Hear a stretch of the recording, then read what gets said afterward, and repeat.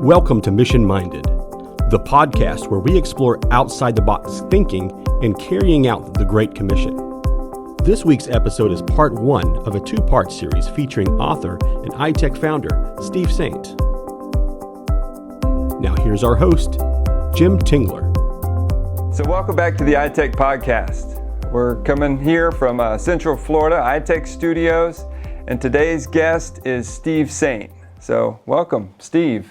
Thank you, Jimmy. So glad to have you. So many people know who you are and your history. And, today specifically, we want to talk a little bit about innovation in missions or the engineering side of things. But before we get into that, I know you, and people who know you're a tinkerer, or you have a history of wanting to look at things differently and kind of have that knack for inventing. Is that something that you've always had? Is that, growing up, have you always just tinkered and worked on things? Well, I think I inherited it. In the Saint family, it seemed like there were two molds. Either you came out of the artistic mold or you came out of the mechanical mold. And I think I definitely didn't get the artistic, so I guess the mechanical has been part of my gene pool since I was a little kid. Well, I think it rubs off on the people around you, and it's really a part of the DNA here at ITEC. And so that's for sure, yeah. So, brief background, if somebody who isn't familiar with who you are and maybe how you've gotten involved in missions and maybe starting ITEC. I know that's a whirlwind of a request to ask, but could you share maybe in just a couple of minutes to give some background? Well, yeah, if you get as old as I am and start talking about history, it's a long story, but when I was a little boy, my dad, Nate Saint, and Jim Elliott, and Pete Fleming, Roger Udarian, and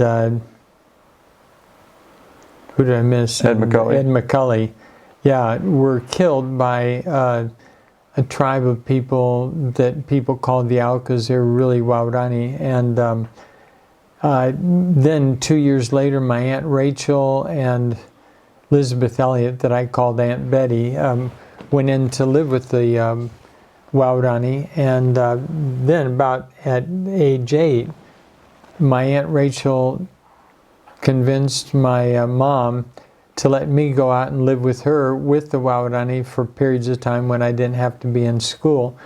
And so I grew up in relationship with the Waorani. But when my Aunt Rachel died, I went down to help the Waorani bury her. And when we had buried her, the people that were Aunt Rachel's Inyanani, the group that had, the clan that had really invited her to come in and had taken her in, came to me and said, "Baba," that's my tribal name, "you remember when you first came out to live here, you were totally ignorant. You didn't know," and they went through I didn't know how to hunt with a blowgun. I couldn't make darts. I didn't know what vine to make the poison from. I couldn't track animals. I didn't know where to find fish. And I'd get lost out in the jungles. And they said, so we had to teach you so that you could live out here like we live. And then when we got done burying Aunt Rachel, they reminded me of that, and they said, but now you've been living with the foreigners, and you know how to do what they do. You know how to do what they come and do for us, but never teach us to do.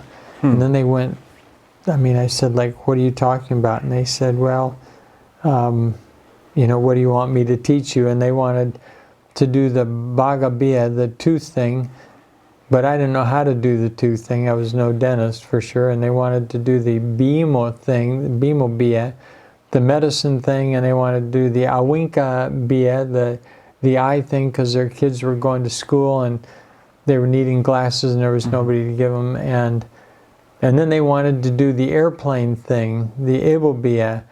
And I thought, whoa, they wanted to go from the Stone Age to the Space Age. So I said, let's talk more about the Bhagabia, the tooth thing. Right. So the idea that led to starting ITEC really came from the Waodani. They knew that instead of people coming out and doing dentistry for a few days and then leaving, and maybe somebody coming out with used glasses and fitting a few of them, they wanted to learn how to do it. Right. And they really asked me a question that's fundamental to the concept of ITEC. They said, doesn't God's carvings, the Bible, say that all God followers should teach other people to follow His trail? And I said, yep, that's what it said. And I said, then they asked me, they said, then why do the foreigners not teach us the things that they know how to do, which make the Waodani see them well? They said, if we could do those things, the people would see us well, and then we could teach them to walk God's trail. Right. Yeah, so there's... I'm on it. Oh boy, found this on the web. Siri's on it. Do those things that people Yeah. would see us. We're not asking you to join us, Siri, but yeah, you know, so going down with Aunt Rachel, that was the mid-90s, right? That was Well, no, that would have started, well, when Aunt Rachel died, yeah, Right. that was 1994. right, and that was at the time you've kind of grown up in and around the Waodani, and then at that time, when they asked you to come down, and they had that desire to learn how to do things, that was a totally different concept at that point. Most missionary efforts were going and doing in that area, and so this was a totally foreign concept to consider training them. They wanted me to go down, and we worked it out. They wanted me to go down and teach them, and you know, it made sense. They were the church, the Christ followers amongst the tribe. Certainly not all of them by any means, but they wanted me to teach them so that they could help the people where they had felt needs, so that the people would be receptive to them sharing Right.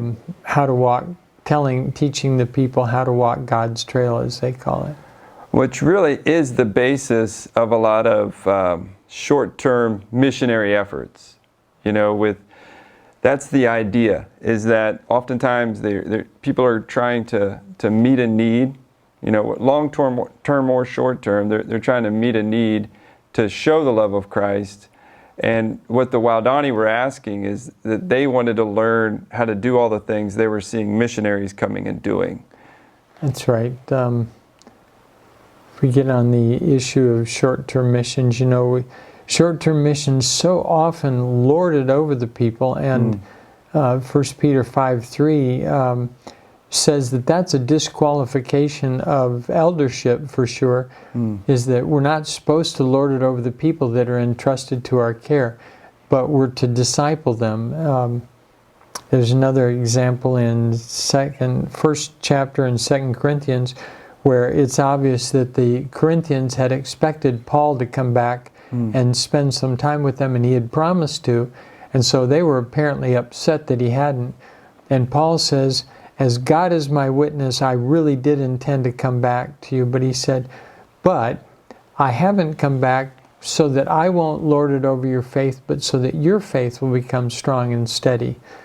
And then Jesus, you know, in His Great Commission, Jesus said, all authority has been given to me in heaven and earth. And then He did something strange. He said, so I want you to go out and make disciples. And His disciples didn't want to do that. I mean, they were scared. They said, you're going to go off and abandon us? And Jesus said, if I don't, the Holy Spirit isn't going to come. But Jesus said, you go and make disciples. He didn't say, you go and start churches. You go. Disciple is like, well, our kids, you know. The purpose of raising kids is so that the kids will get to the point where they can have families of their own and raise them to also have families of their own. Right. That is the best example of discipleship. Yeah. I love the example you use of tying shoes. when our kids were small, we'd get to go someplace, you had to get them dressed, and then tying shoes, that was before the age of Velcro. And it took so long to tie shoes, and Jenny suggested, Steve, why don't you teach Sean how to tie his shoes? So I started to teach him, but that took longer than tying his shoes. But finally, it dawned on me. Once I taught our kids to tie their shoes, and Jenny did, then we didn't have to tie shoes anymore.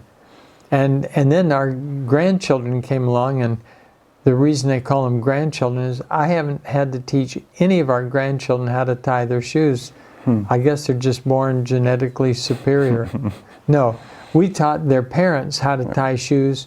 Their parents teach them how to tie shoes. That really is the concept of discipleship. Trainer training. Right, yeah. So it goes on down. Yeah, and you've written about this in the Great Omission and the series, The Missions Dilemma. You cover a lot of these topics. And so in a lot of ways, you didn't seek out trying to figure this out. You're kind of thrown into it, when trying to figure out the appropriate response of the Waodani asking you to come down. And, this is what led to starting ITEC. Right. And it's been a journey ever since. But specifically today, if you wouldn't mind talking a little bit about the engineering side or the creating side. And just before we got started here, you were talking about the decision of where do we go? Do we either teach them to use the things that are in existence, or do you have to rethink them? Either take frontier people, especially like the Waodani, and spend a couple of generations, 40, 50 years, getting them to be like us so that they can use the tools we use. Right. Or the alternative is that we reinvent the tools so that they fit them like they are. Right. And that's what we started doing with ITEC. And it takes time, but once we started building tools like the portable dental system, once we built it and designed it for them so they could carry it on the back, and it, the drill motor was rechargeable by solar power or 12-volt battery, 24 volts. You can plug it into a generator. Once we developed the equipment to fit them, it's incredible how fast they can learn. Right. A couple weeks learning how to do dentistry, and the people are using anesthesia and pulling teeth and filling teeth. Go back and train them again. And then the third time, and this actually happens with dentistry, is the third time they really concentrate, the training team from ITEC concentrates on teaching the best students how to train other people in their area or other areas, sending them out so they become the trainers. Right. Yeah, and the thing that through the years and through this journey, we've learned that, that desire to learn, how to do these things like dentistry and medical work and using different tools, it's not just unique to the Waodani. Globally, there's a need. Globally, there's a desire. And, over the past 20 years, ITEC has continued to move to try to find ways to train people in different parts of the world. But what our goal isn't, as an organization, isn't for us to just keep expanding. We want to inspire others to think the same way, to think about engineering. The mission should be like scaffolding. When you're going to build a building, oftentimes you use scaffolding to get the building up, to lay the block and finish the block and set the windows on second and third story. But wouldn't it be strange if we did construction like we tend to do missions, and you see this beautiful building and it's still got the scaffolding around it? That isn't what we do. We use the scaffolding to build the structure, and then we move the scaffolding to a new place. That's how missions should be done. Yeah. We shouldn't tie people's shoes unless at the very beginning. That's appropriate. Then we should teach them to tie their shoes, And then we should teach them to teach other people to tie their spiritual shoes. Yeah. It should be the scripture is really very, very explicit. Jesus taught a multiplication strategy, and if we don't do that, there aren't enough missionaries in the whole world to even begin to meet the population growth in the world. And there are people, somebody told me a story that I remembered. He said one day Jesus was out teaching the people, and the disciples came and said, "Hey, these people are really, really hungry." And Jesus said, "Well, what do we have to feed them?" And they said, "This little boy has 5 loaves and 2 fish, or was it 5 fish and 2 loaves? No, it was 5 loaves and 2 fish, and that's all they had." And Jesus said, "Great, that's perfect. Have the people sit down, have them sit in rows of 50, 100 rows, or maybe it was rows of 150 rows. At any rate, they all sat down, and Jesus said, "Okay." And he started breaking up the fish and loaves, and they had a whole bunch of it. And so they took it and started giving it out to people, and Jesus said, No, this is what I want you to do. I want you to start right down here with the first row and tell the people to take all they want. And, they got down about halfway down the first row, and then they needed more. And by then, Jesus had another bunch made, and they started, and they were going to start where they had left off. And Jesus said, No, I want you to start right down here where you started at the beginning and tell the people to have all they want. And after a while, the people in the front were saying, "Idawa," as the Waurani would say, enough, we're full. And the people in the back were saying, "What about us? What about us?" Now that's not the way Jesus taught us to do missions. That's the way we've been doing it. We go over and over and over to the same people, and we create dependency. And that isn't the way Jesus wanted us to do it. He wanted us to go out and make disciples who can make disciples who can make disciples. And that means that in a lot of places, especially in frontier areas, we have to reinvent the tools. And that takes creativity, it takes new design. Our portable dental system now, one person can easily carry it on their back. And when I was traveling and speaking, I used to say, we designed it so that you could take it off your back and set it up in 1 minute. Yeah. And seriously, people couldn't believe you take this backpack off and it becomes a chair and a dental unit and a drill and solar panel and the whole thing all set up in a minute. Right. Yeah, I remember pretty early on you put me to the test.